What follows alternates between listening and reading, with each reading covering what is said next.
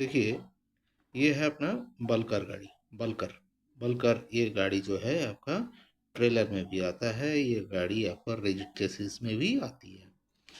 तो ये ट्रेलर का मैं अगर बात करूं, इसका सस्पेंशन का गठन कैसा होता है, क्या क्या रहता है, ये नॉर्मल ट्रेलर की तरह नहीं है।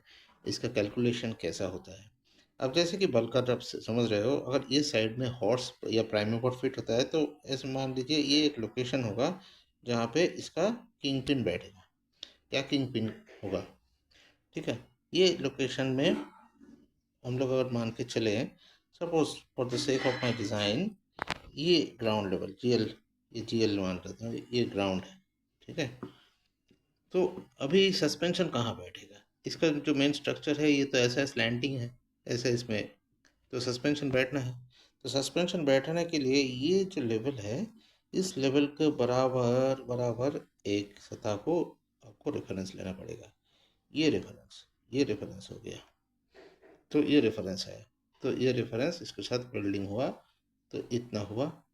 अभी सस्पेंशन कहाँ बैठेगी, इसके साथ आपका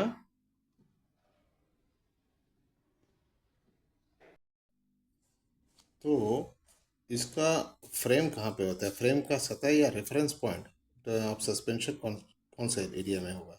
अगर मान लीजिए एक बल्कर है, बल्कर का ये एरिया जो है, ये जो लेवल है, इस लेवल के साथ अगर धागा लगाएंगे, अगर लेवल मापेंगे, मान लीजिए ये रेखा इधर तक आता है, ठीक है। उसके बाद उसके नीचे आप देखेंगे ये थोड़ा सा ऑफसेट रहेगा, तो ऐसा नहीं कि ये लेवल के बराबर ये आएगा, एक्चुअली ये जो है ये थोड़ा सा नीचे होता है, ये थोड़ा सा ऑफसेट रहता है, ऐसा होगा। तो हम लोग किसको फ्रेम मानेंगे, ये जो डिफरेंस हो रहा है, ये जो डिफरेंस हो रहा है आगे का किंग पिन वाला, आगे का जो बेस प्लेट है, इसका जो सतह है, इसका जो लेवल है, इस लेवल के साथ ये पीछे का लेवल का जो डिफरेंस है, इसको हम आई बीम मानेंगे।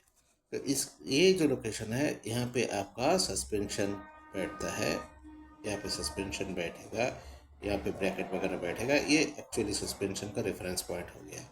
तो इधर में आपका सस्पेंशन बैठता है, तो इसको मान के आपको जो कैलकुलेशन है वो करना पड़ेगा।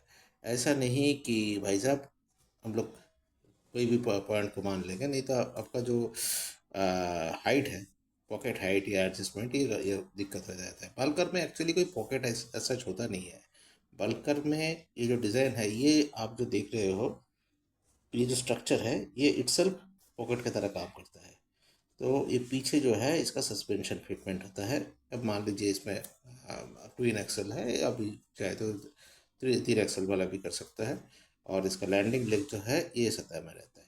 तो देखने वाली विषय ये है जो है कि आपको ये जो लेयर है, मेन जो लेयर है, और पीछे का जो लेयर है, ये दोनों जो डिफरेंस है वो मापना बहुत ज़रूरी है।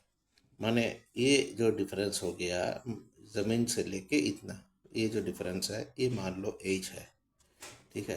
अभी ये जो डिफरेंस है, ये डिफरेंस जो है दैट इज़ मान लो स्मॉल एज, तो एज माइनस स्मॉल एज करके इसका जो लेवल का जो डिफरेंस है वो आप मान सकते हो।